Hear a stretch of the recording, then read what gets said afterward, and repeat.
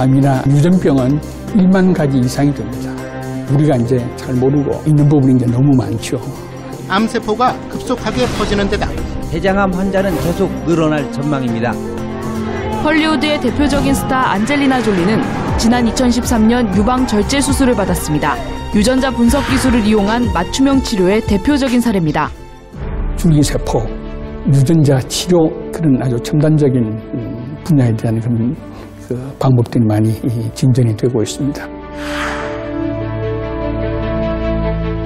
바이오의약품 생산에 있어서 지금 우리나라가 1, 2등 하고 있거든요. 분자세포 생물학은 지금 바이오 산업의 모태다 그렇게 말할 수도 있겠습니다. 기초 지식이 없으면 그것을 예방하고 치료제 개발하는 게 굉장히 허황될 수가 있기 때문에 저는 감히 파이오니어 중에 한 분.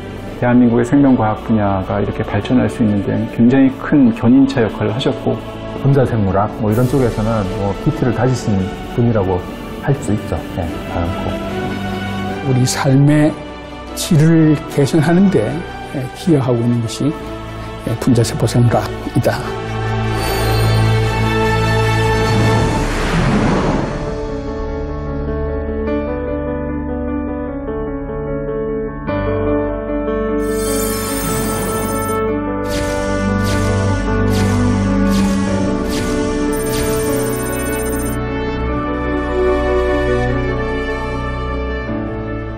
제 이름은 박상대입니다. 그리고 1937년에 태어났으니까 올해로 만 80이 됐습니다.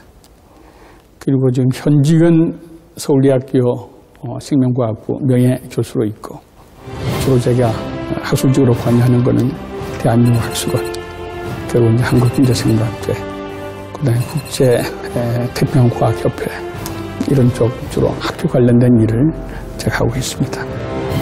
일반인들이 형태 굉장히 생소하잖아요. 어떤 학문인지.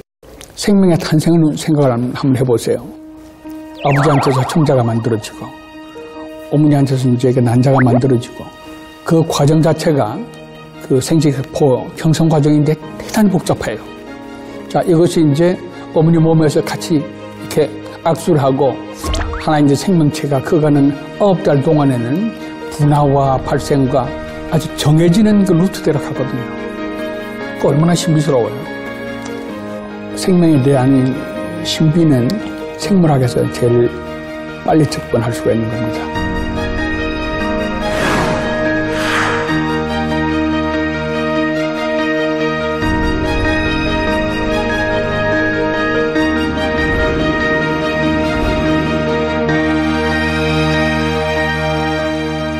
자, 세포생물학은 생물학이 화학과 물리학과 접하는 경계면에 탄생한 새로운 융합학문 분야가 분자생물학이다.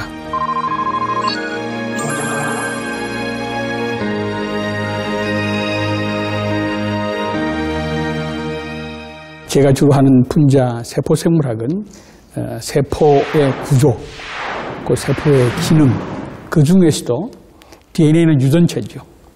유전체가 분열을 해서 두 개의 딸 세포를 만들고 하는 과정에서 이루어지는 기전이 복제라고 그러거든요. 이 DNA가 이제 손상이 될 경우에 이것이 정상적인 상태로 복구시키는 그런 또 과정을 DNA 회복이라고 그럽니다. 그래서 저는 이제 DNA 복제와 회복에 대한 그런 기전을 한 50년 제가 공부를 해왔습니다.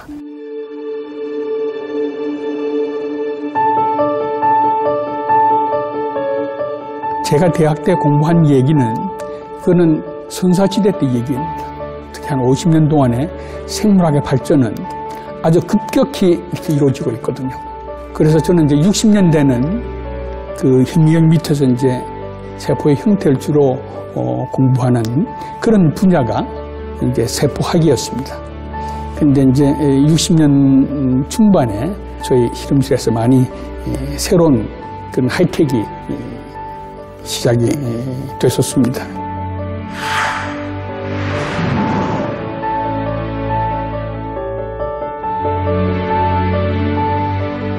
1983년에 브루스 엘버트라고 미국 학술원 회장을 했고 사이언스의 에디터-인-칩을 하신 분이고 대단히 유명한 분인데 저하고 40년 지기입니다.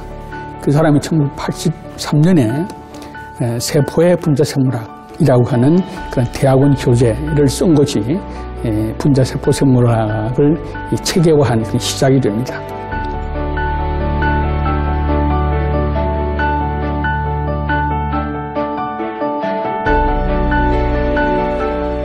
우리나라에서도 이런 분야에 대한 학자들이 자꾸 이제 많아지고 그래서 기본적인 책은 하나 있어야 되겠다고 생각이 돼서 분자세포 생물학이라고 하는 책을 처음으로 저술을 했습니다.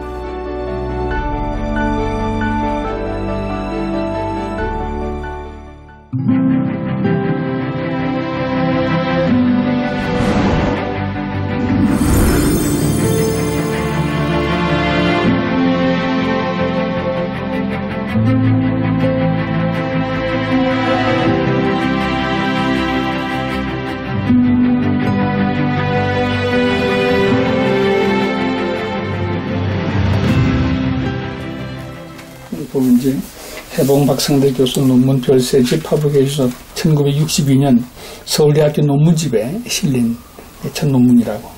오리지널 페이퍼 240개 중에서 첫 번째. 20대 한 일이 가장 열정적으로, 정열적으로, 그리고 이제 몰입해가지고 질적인 면에 있어서 아주 좋은 내가 논문을 썼던 것 같아.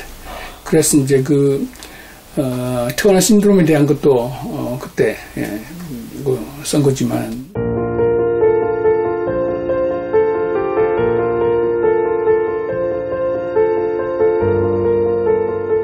1966년 5월 11일 날 이 여학생을 내가 만났어요. 그 아버지 보고 어떻게 오셨습니까? 그러니까 말이지 자꾸 이제 나이는 드는데 커지가 않았어.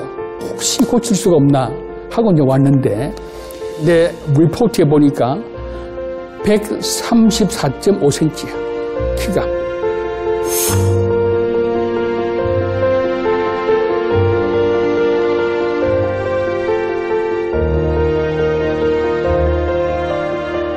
세브란스 내과의 교수가 나한테 의뢰를 했는데 세포유전학적인 그 연구 결과를 받아야 확실하게 이 터너 신드롬이라고 해서 확진을 할 수가 있으니까 저한테 이제 부탁을 해서 검사를 해야 될 거 아니에요.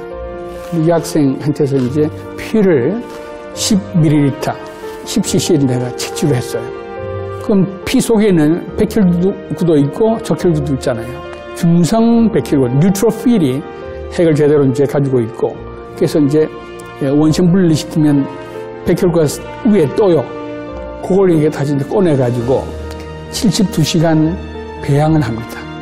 그럼 이제 그러면 이제 상당히 많이 이렇게 풀어나 있지. 그 세포를 가지고 공기건조법이라고 하는 방법으로 그러니까 염색체 표본을 만들고.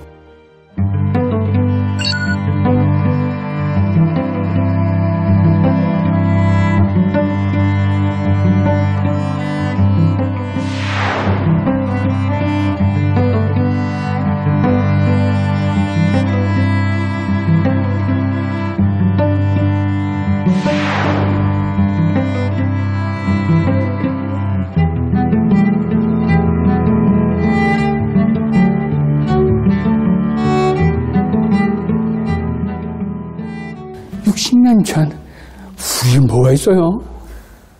선천성 이상 질환에 대한 것이 이제 염색체 검사로 확진이 되니까 그 다음에는 중요한 큰 대학 병원에 그 환자의 진단에 응용을 하더라고. 그 나한테 다 로열티를 내야 되는데.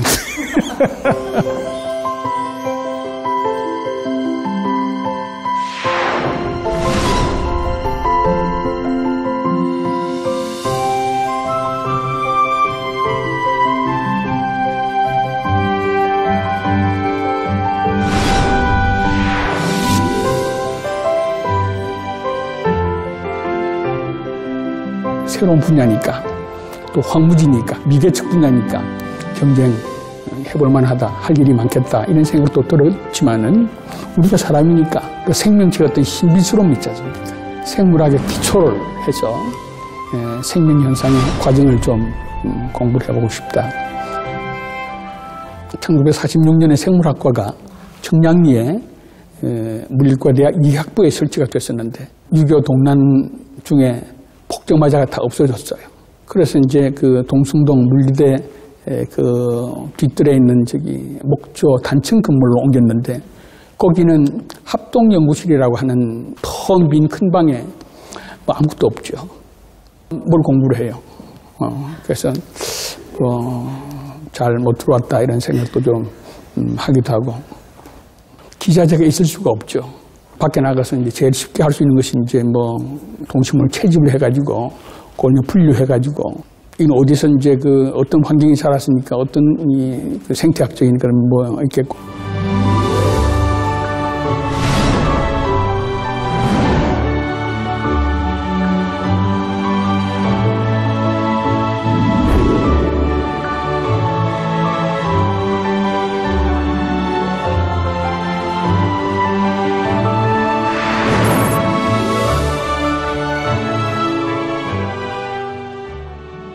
사망인 학생들이 배우는 과목이 유전학이거든요.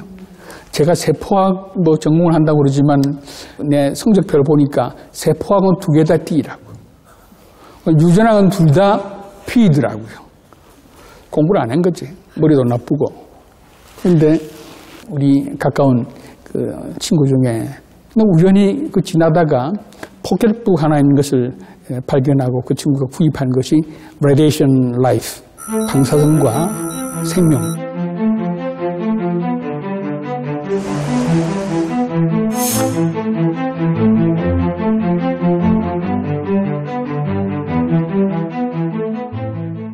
One plane has carried a bomb equal to 20,000 tons of TNT.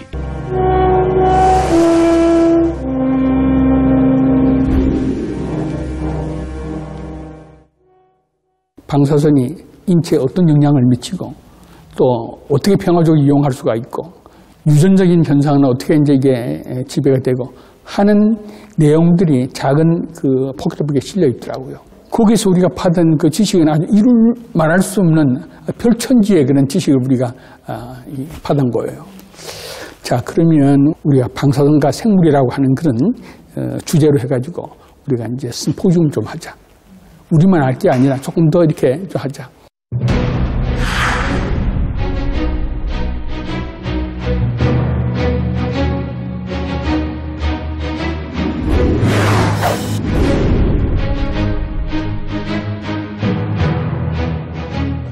아니, 그때 이제 제1회 생물학 심포지움 때 사진이지. 그러니까 저기 오른쪽에 좀 이렇게 붙은 종이 있죠? 지금은 파워포인트로 애들 슈링 해가지고 설명하잖아요. 그전날 집에서 열심히 큰 종이를 잘라가지고 쓴다고, 여기.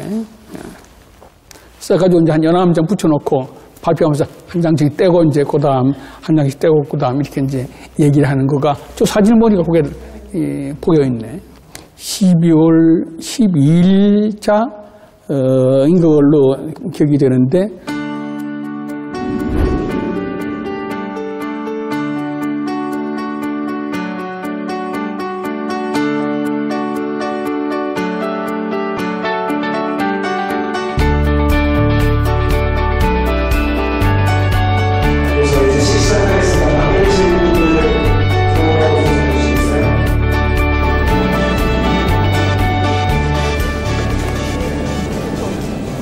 아시다시피 이 심포지움은 1958년 박상렬 선생님께서 대학생활 시절에 처음 시작을 했어서 저희들 역사의 상징이신데 박상렬 선생님 나오시는데 우리 큰 박수.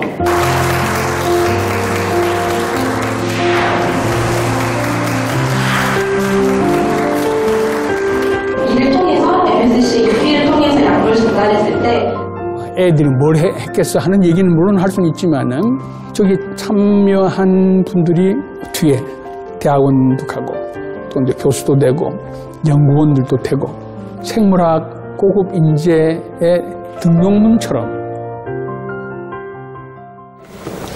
아주 잘 들었습니다. 네. 아, 그렇구나. 나는 지금 대학 3학년이 발표한 내용이 아니라고 이와 같은 내용이 이 사람의 선생들이 국제학교에서 발표한 내용 같아.